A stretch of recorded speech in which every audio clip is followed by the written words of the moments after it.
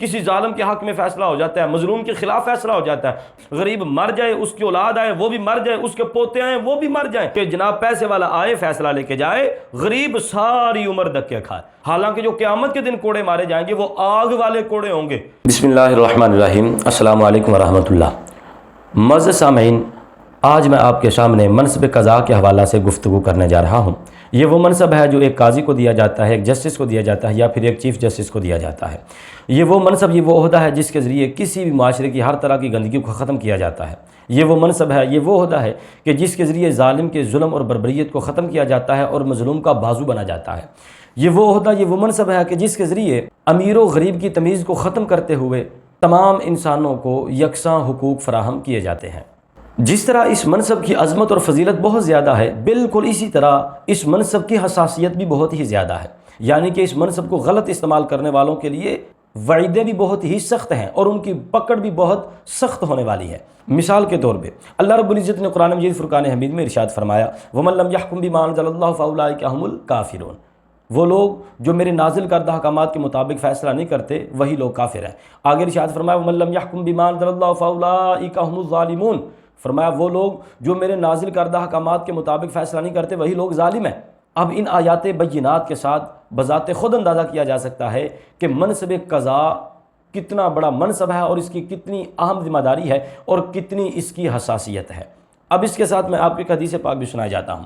نبی علیہ الصلوۃ والسلام کا ایک فرمان ہے جو ابن ماجہ میں موجود ہے، جامع ترمذی میں موجود ہے اور مسند احمد بن حنبل میں موجود ہے۔ نبی علیہ السلام نے فرمایا، من جعل قاضیا بین الناس، وہ آدمی جو لوگوں کے درمیان قاضی بنا دیا گیا، فیصلہ کرنے والا بنا دیا گیا، فقد ذبح بغیر سکین، یوں سمجھو کہ وہ بغیر چھری کے ذبح کر دیا گیا۔ یعنی کہ نبی علیہ الصلوۃ والسلام نے بھی اس منصب کی حساسیت کو اس قدر بیان فرمایا کہ یوں سمجھو وہ بندہ ذبح ہو گیا جس کو قاضی بنا دیا گیا، اور ذبح بھی بغیر چھری کی ہو گیا۔ چلے یہ تو میں نے آپ کو قرآن اور حدیث سے اس مسئلے کی حساسیت بیان کی ہے، اب میں آپ کو ایک شخص کی زندگی سے اس مسئلے کی حساسیت پیش کرتا ہوں۔ جناب سیدنا نعمان بن ثابت المعروف امام اعظم ابو حنیفہ رحمۃ اللہ تعالی علیہ،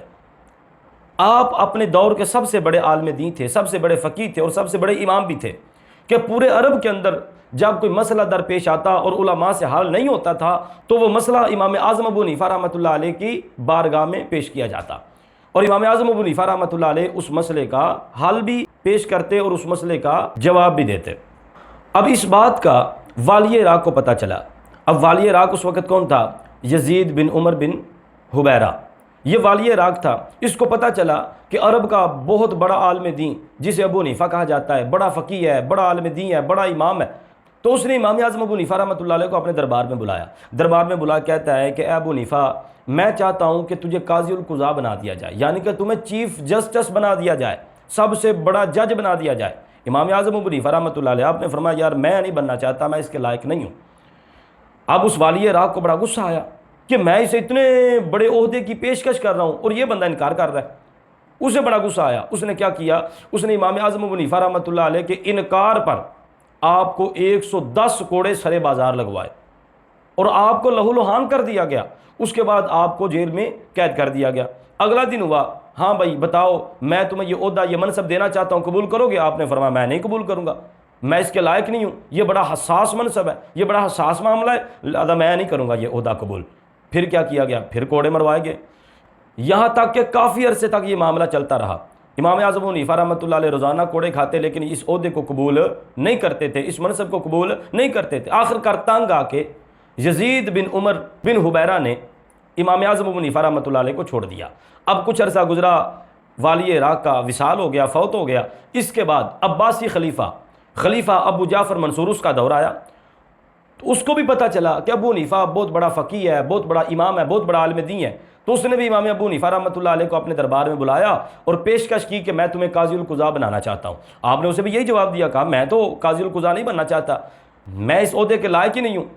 اس کو بڑا غصہ آیا، وہ کہنے لگا پورے عرب کے اندر تمہارے علم کا ڈنکا بجتا ہے، لوگ تمہارے علم سے استفادہ حاصل کرتے ہیں، اور یہاں تم کہتے ہو کہ میں نااہل ہوں، میں اس کے لائق ہی نہیں ہوں، تم جھوٹ بول رہے ہو۔ امام اعظم ابو حنیفہ رحمۃ اللہ علیہ آپ نے بڑا سونا جواب دیا، آپ نے فرمایا تم کہتے ہو کہ میں جھوٹ بول رہا ہوں، تو جھوٹا بندہ تو ویسے ہی قاضی بننے کے لائق نہیں ہے، جھوٹے بندے کو قاضی بنانا ویسے ہی شریعت کے اندر منع ہے، لہذا میں قاضی نہیں بنوں گا۔ اب خلیفہ ابو جعفر منصور کو بڑا غصہ آیا، اس نے بھی یہی کیا، آپ کو کوڑے مروانے کے بعد آپ کو جیل میں بند کر دیا۔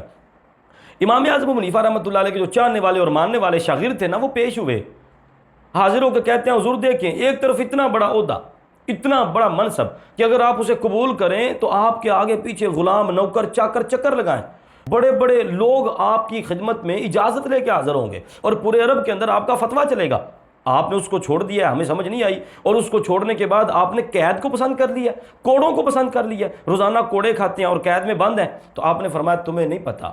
شاید تمہیں پتا ہوتا کہ میں نے یہ کوڑے کیوں کھائے ہیں۔ حیران رہ کے سارے کہ بتائیں یہ کوڑے آپ کیوں کھا رہے ہیں؟ آپ نے فرمایا میں قیامت کے دن کوڑے کھانے سے زیادہ اس بات کو پسند کرتا ہوں کہ میں آج کوڑے کھاؤں اور قیامت کے دن کوڑوں سے بچ جاؤں۔ حالانکہ جو قیامت کے دن کوڑے مارے جائیں گے وہ آگ والے کوڑے ہوں گے، اور جہاں جہاں لگیں گے اس کی چیخ و پکار بھی سارے معاشر والے سنیں گے۔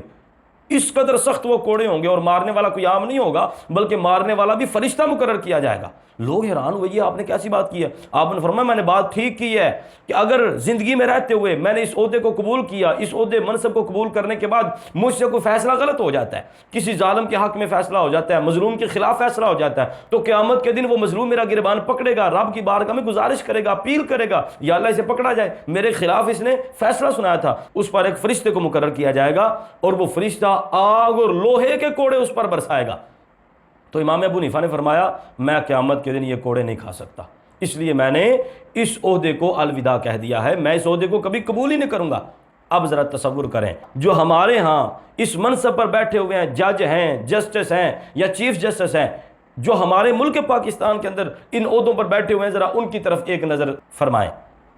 کہ ایک باپ عدالت کے اندر کیس دائر کرتا ہے، اب وہ ختم ہو جاتا ہے، اس کی اولاد جوان ہوتی ہے، اولاد بھی جوان ہو کے بوڑھی ہو جاتی ہے، لیکن اس کیس کا فیصلہ ہماری عدالتیں نہیں سنا رہی، اور پھر ہمارے ہاں ماحول تو ایسا ہے کہ جناب پیسے والا آئے فیصلہ لے کے جائے، غریب ساری عمر دھکے کھائے، یہ ہمارے ہاں یہ معمول ہے۔ اور ایک اور حدیث پاک میں آپ کو سنانا چاہتا ہوں، نبی علیہ الصلوۃ والسلام نے یہ فرمایا، یہ بھی ابن ماجہ کی روایت ہے، ابو داؤد شریف کی روایت ہے، حضور علیہ السلام نے فرمایا کہ من سال القضاء وقد وکل الی نفسہ، حضور علیہ السلام نے فرمایا جو بندہ اس عہدے یعنی کہ قاضی کے عہدے کی خواہش کرے اور اس کا سوال کرے کہ مجھے جج بنا دیا جائے، مجھے قاضی بنا دیا جائے، فرمایا وہ بندہ نفس کے حوالے کر دیا جاتا ہے، وہ نفس کی تباہ کرنا شروع کر دیتا ہے، وہ اپنی خواہشوں کا پیروکار ہوتا ہے، اس کا مقصد اس منصب پر بیٹھ کے لوگوں کا انصاف کرنا نہیں ہوتا، اس کا مقصد اس منصب پر بیٹھ کے کمائی کرنا ہوتا ہے، جس طرح آج ہمارے پاکستان میں ہو رہی ہے کہ امیر بندہ پیسے دے اور جلدی جلدی فیصلہ لے اور گھر جائے، اور غریب مر جائے، اس کی اولاد آئے وہ بھی مر جائے، اس کے پوتے آئیں وہ بھی مر جائیں، لیکن فیصلہ ہمارے جج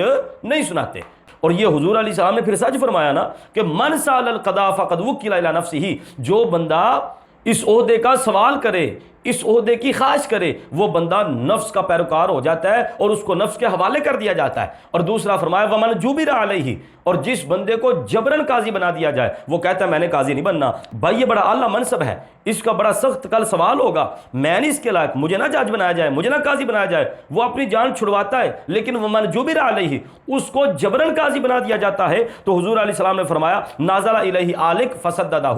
تو اللہ رب العزت اس پر ایک فرشتے کو نازل فرماتا ہے جو ہمیشہ اس کے دل میں اچھی اور درست بات ڈالتا رہتا ہے۔ اب آپ خود اندازہ فرمائیں کہ اس عہدے، اس منصب کی اگر عظمت بہت زیادہ ہے تو پھر اس کی حساسیت بھی بہت زیادہ ہے، اس کی پکڑ اور پوچھ بھی بڑی سخت ہونے والی ہے، لیکن ہمارے ہاں عہدہ قضا، منصب قضا بالکل مذاق ہے۔ اور یہ ملک پاکستان کی جو عدالتیں ہیں، اللہ معاف فرمائے، امیروں کے لیے تو کیا بات ہے، فیصلے ہی ہو رہے ہیں، باتیں ہی ہو رہے ہیں، ہاں جی دل کرے تو جج بھی کھڑا ہو کے ویلکم کرے، جی آیا نو سو بسم اللہ، پیسے والا آیا ہے، چودھری آیا ہے، اور غریب بیچارہ ساری عمر عدالت کے چکر کاٹ کے اس کی جوتے دو گیا، ایڑیاں بھی گھس جاتی ہیں، اس کی عمر گل جاتی ہے، لیکن اس کے حق میں فیصلہ بالکل نہیں ہوتا۔ اس لیے کچھ خدا کا خوف کریں، کچھ لحاظ کریں، اور ملک پاکستان کی عوام کو جینے کا پورا حق دیں۔ السلام علیکم ورحمۃ اللہ۔